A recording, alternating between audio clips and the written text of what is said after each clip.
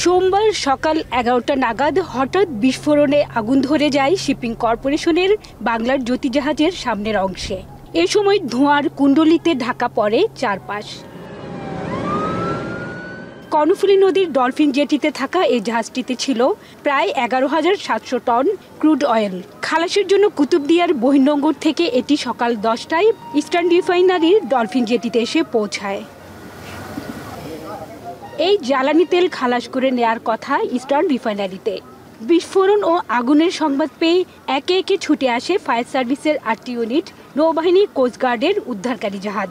যোগ দেয় বন্দরের 7টি টাগবোটও। আগুন নিভাতে চারপাশ ঘিরে চলে পানি নিক্ষেপ।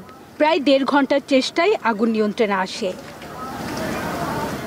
জাহাজটির কর্মকর্তারা জানান, জেটিতে নোঙর করার পর জাহাজের নিয়মিত কিছু রক্ষণাবেক্ষণ ও মেরামতির জন্য আসেন মেরিন ওয়ার্কশপের কয়েকজন কর্মী।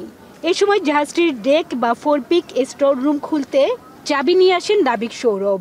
চাবি দিয়ে স্টোর রুমের দরজা খুলতেই বিস্ফোরণের ঘটনা ঘটে। এ সময় ঘটনাস্থলেই মারা যান ফোরম্যান নুরুল ইসলাম সহ 2 জন। এখনো আমাদের অনুসন্ধান কার্যক্রম চলছে। আমরা ইতিমধ্যে আমাদের 2টার ভিকটিম আমরা উদ্ধার করে অলরেডি রেখেছি। সো অনুসন্ধান শেষে আমরা আপনাদেরকে সম্পূর্ণ রিপোর্ট দিতে পারবো। ট্যাঙ্কের সামনে একটা স্টোর থাকে, ফক্সিল স্টোর বলি। ওই স্টোরটা ওইখানে পেন থাকতে পারে, আমরা জাহাজ রক্ষণাবেক্ষণের জন্য আপনার হ্যামার থাকে, বিভিন্ন রোপ থাকে, জাহাজের যেই কাজগুলো করার জন্য ওগুলো ছিল ভিতরে ওই স্টোর। এখন ভিতরে কি হয়েছে পারে, অবশ্যই কোনো কিছু ছিল, ইলেকট্রিক্যাল ফায়ার হতে পারে। ওই স্টোরটা খুলছে, এক্সপ্লোশন, কোনো কাজও শুরু হয়নি, কিছুই হয়নি। জাহাজে আসলে কোনো ত্রুটি ছিল না, সেটা আমাদের অয়েল নিয়ে আসছিল। এটা বিগত যেভাবে আসা যাওয়া করে ওইভাবে করতেছিল। হঠাৎ এখানে বিস্ফোরণ হয়েছে। এর মধ্যে আমাদের 3 জন মারা গেছে। 3 জনের মধ্যে একজন নুরুল ইসলাম, 2 জন আর কি ওয়ার্কশপের, আর একজন আমাদের এই জাহাজের এই ডেক ক্যাডেট। জাহাজের ব্যবস্থাপনা পরিচালক জানান, বাংলাদেশ শিপিং কর্পোরেশনের মালিকানাধীন জাহাজটি 1987 সালে ডেনমার্ক থেকে কেনা হয়। 131 মিটার দৈর্ঘ্যের ও 709 মিটার গভীরতার এই জাহাজটির মেয়াদকাল শেষ হয়ে গেছে অনেক আগেই। মেরামত করেই চালানো হতো। দীর্ঘ 38 বছর ধরে জাহাজটি বিপিসির তেল খালাস করে আসছে। দুর্ঘটনা খতিয়ে দেখতে গঠন করা হয়েছে 2টি তদন্ত কমিটি।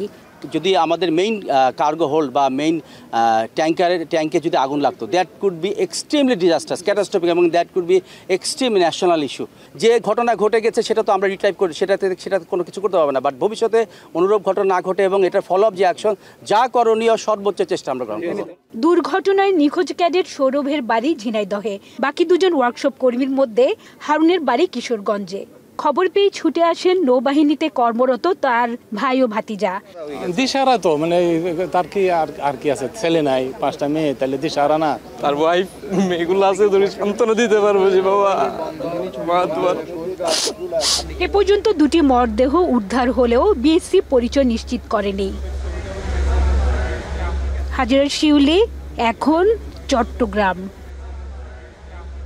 শিয়া বাটার ও ভিটামিন ই সমৃদ্ধ lily glam beauty soap. Lily, always beautiful.